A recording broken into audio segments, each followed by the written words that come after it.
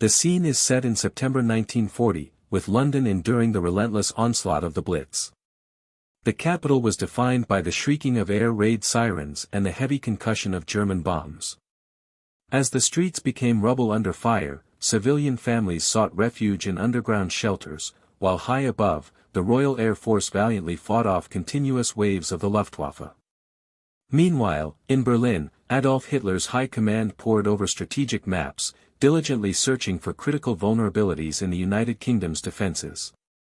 They recognized the formidable resolve of the British populace, yet some Nazi strategists began to believe that ultimate triumph might not be achieved solely through military might, but through political maneuvering. Documents prepared by the SD, the intelligence arm of the Nazi Party, detailed schemes for instigating internal division within Britain.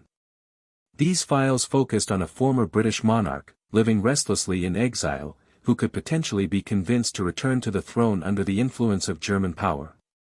Among the names listed as his previous contacts were high-ranking German officials, including Joachim von Ribbentrop, the Nazi foreign minister. Crucially for the Germans, the exiled king was accompanied by the American woman for whom he had forfeited his crown. She was a figure rumored to have met privately with Ribbentrop on numerous occasions in the years prior. During one of Britain's darkest periods, her name, Wallis Simpson, was incorporated into the intricate political plan devised by Nazi Germany. Bessie Wallis Warfield was born on June 19, 1896, in the state of Pennsylvania, United States. Her father, Tekel Wallis Warfield, a merchant, died early in her infancy. Consequently, she was raised by her mother, Alice Montague, the daughter of stockbroker William Lataine Montague, in Baltimore, with assistance from various relatives. Bessie Wallis was afforded an excellent education. In 1912, her uncle arranged for her enrollment at Oldfield School in Maryland, the most costly girls' school in the region. She studied there from 1912 to 1914, cultivating relationships with young women from distinguished and affluent families. Instructors remembered her as a student possessing immense determination and ambition. One former classmate later recalled Wallis as intellectually superior and relentlessly focused on achieving the highest academic standing. She devoted significant attention to her appearance, ensuring she was always impeccably dressed, and worked tirelessly to distinguish herself from her peers. In 1916, at the age of 20, she entered into matrimony with Earl Winfield Spencer Jr., a naval aviator in the U.S. Navy. However, the marriage brought her more emotional solitude than happiness. Although her husband presented a dashing figure in his uniform, he was a heavy drinker and frequently absent on extended overseas assignments. Wallis, in turn, utilized her periods of loneliness to pursue various romantic relationships, such as one with the Argentine diplomat Felipe de Espil. She also lived abroad herself, spending a period of time in China, notably in Beijing.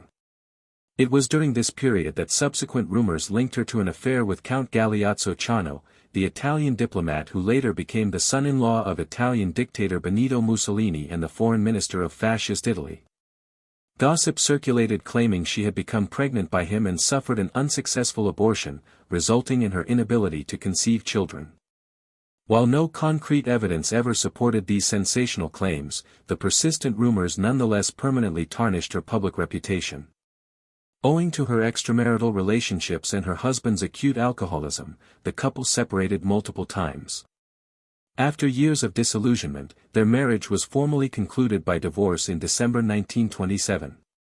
Shortly before her marriage to Spencer was dissolved, Wallis met Ernest Aldrich Simpson, an Anglo-American shipping executive. Simpson obtained a divorce from his first wife in order to be with Wallis, and they were married in July 1928. With Ernest, she journeyed across the Atlantic, leaving Baltimore behind for the wider, more sophisticated environment of London high society. Although they lived comfortably and her new husband was kind, over the ensuing years, their respective paths diverged. Wallis began to gain recognition within England's highest social circles, while Ernest struggled with financial pressures, largely because the couple consistently spent beyond their means. Their marriage dissolved in a 1937 divorce, primarily a casualty of the increasing intimacy she had cultivated over several years with another man whose life was even more complex than her own. That man was Edward, the Prince of Wales, the heir apparent to the British throne, and arguably the most sought-after bachelor in all of Europe. Edward possessed an inherent charm, a gentle voice, and a natural warmth that immediately captivated those he encountered. Despite this, he harbored profound self-doubt regarding his life and viewed the obligations of kingship as an unbearable weight he had never freely accepted. With Wallis, he felt liberated, free from the constraints of royal protocol. Their relationship, initially centered on social engagements, rapidly deepened into love. Wallis provided him with affection and companionship, and Edward reciprocated with a devotion that intensified with every passing month. For Wallis, however, the affair was perilous. She was still legally married to her second husband and was already a twice-divorced woman. The foreign press openly reported on the relationship, while British newspapers, constrained by a sense of loyalty and deference to the crown, maintained a strict silence. In January 1934, Wallis allegedly became Edward's mistress. Edward officially denied this to his father, King George V, even though royal household staff members had witnessed him in bed with Simpson. In January 1936, King George V died, and Edward immediately ascended to the throne as King Edward VIII. Almost at once, he made it unequivocally clear that he intended to marry Wallis as soon as her divorce from Ernest Simpson was finalized. Yet, British law and deeply entrenched custom presented insurmountable obstacles. The Church of England, of which the British monarch is the supreme governor, strictly opposed the marriage of divorced individuals whose former spouses were still alive. The government, led by Prime Minister Stanley Baldwin, informed Edward that his marriage would be rejected by both Parliament and the dominions of the British Empire. Throughout Britain, religious leaders vociferously warned of a constitutional scandal. To the king's own family, the situation was simply unacceptable. By the autumn of 1936, the matter had become intensely public. Politicians, clergymen, and journalists both domestically and internationally were openly discussing the crisis. The government pressured Edward to make a final decision, abandon the marriage, proceed with the marriage against all official advice, thereby causing the government to collapse or abdicate. In December, he chose to relinquish the throne. Edward's reign lasted less than a single year. His emotional farewell broadcast reached millions, in which the king spoke in composed tones about the woman he loved, stating he could not bear the weighty duties of kingship without her constant presence by his side. For many contemporaries, it was hailed as the most romantic action of the era. For others, it was condemned as irresponsible and self-indulgent. For Wallis, the personal cost was immeasurable.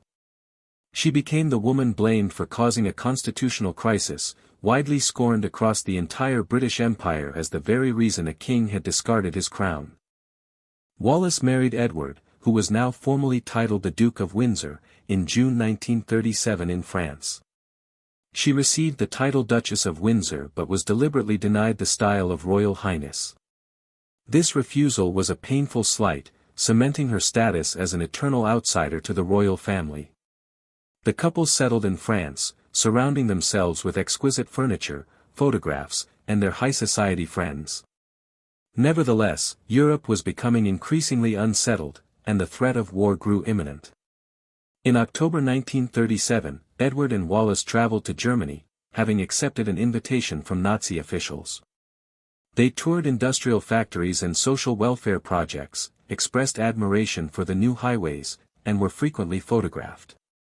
The resulting images depicted them smiling happily, and these pictures were indelible in the public consciousness. Finally, they visited Adolf Hitler at his retreat in Berchtesgaden. The couple maintained close ties with Joachim von Ribbentrop, who was the German ambassador to London before becoming the Minister of Foreign Affairs of Nazi Germany. Rumors persisted that Wallis and Ribbentrop had carried on an affair while he was ambassador in London. It was sensationally claimed that he would send her 17 carnations, one for each occasion they had supposedly been intimate. The FBI later documented that she was in consistent communication with him, and MI5, the British intelligence agency, worried that she might be passing confidential information to Nazi Germany. Wallis adamantly denied these stories, but the deep suspicion harbored by intelligence officers remained.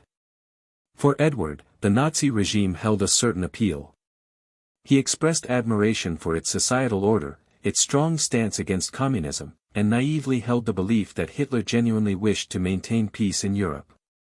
German files subsequently captured by the Allies after the war revealed that Nazi leaders had identified Edward as a potential collaborator during the Second World War, which began on September 1, 1939. When France swiftly fell after just 6 weeks in 1940, German officials formulated a secret scheme known as Operation Willy. This was a plan to either entice or forcibly abduct the Duke and re-establish him on the throne as a puppet king once Britain had been conquered by the German forces. While it remains uncertain if Edward actively encouraged these subversive ideas, the mere existence of such detailed plans solidified and deepened the existing suspicion against him and his wife, given her known connections to high-ranking Nazis. As German troops advanced through France in 1940, the former king and his duchess fled south alongside throngs of refugees, first finding temporary safety in Franco's Spain, and then proceeding to Portugal. German intelligence agents actively tried to lure Edward into their political machinations there. The British government became gravely concerned. Prime Minister Winston Churchill himself issued stern warnings. To eliminate the risk of either the former king's capture or his willing collaboration with the enemy, Edward was officially appointed as the governor of the Bahamas and promptly sent across the Atlantic Ocean. Life in the Bahamas, a British colony, was secure but tedious. The capital city of Nassau was hot, quiet, and a world away from the sophisticated European life they had known. Wallis dedicated time to various charities, schools, and hospitals, maintaining a public presence with notable elegance. She supported fundraising efforts, visited local classrooms, and sought to contribute positively to the small colony. Despite their efforts, they felt isolated, judged, and exiled. Edward occasionally made comments that praised the German social structure or echoed anti-Semitic prejudices, which only intensified the mistrust in London and Washington. Wallis shared Edward's acute sense of exile, and her resultant bitterness was unfortunately coupled with racist remarks directed toward the local Bahamian population. When the Second World War concluded, the ducal couple returned to France. Their residence in Paris became a celebrated gathering place for the fashionable and famous. Wallis appeared frequently in glossy magazines, her spectacular jewels glittering and her gowns widely admired. Their rooms were lavishly decorated with fine furnishings, family photographs, and gifts from their numerous visitors. Yet, the persistent shadow of the 1930s never fully lifted. The discovery of the Marburg files, captured German government documents, which contained specific information about Operation Willy, confirmed that Nazi officials had indeed considered the Windsors to be strategically useful. For some, this discovery validated their dangerous political sympathies; for others, it merely proved their fundamental foolishness. Wallis defended herself, asserting that she had never supported the Nazi dictatorship. She claimed her sole desire in the 1930s had been to foster peace and prevent another devastating global conflict. Her final years were marked by quiet decline. Edward's health deteriorated, and he succumbed to throat cancer in 1972. Their marriage, which remained childless, left Wallis to face her own mounting health crises in the closing decade of her life. She suffered from dementia and lost the capacity for speech in 1980. In her final days, she was confined to bed and saw no visitors beyond her medical staff. Wallis Simpson, the controversial woman who caused a king to abandon his throne, died on April 24, 1986, at the age of 89.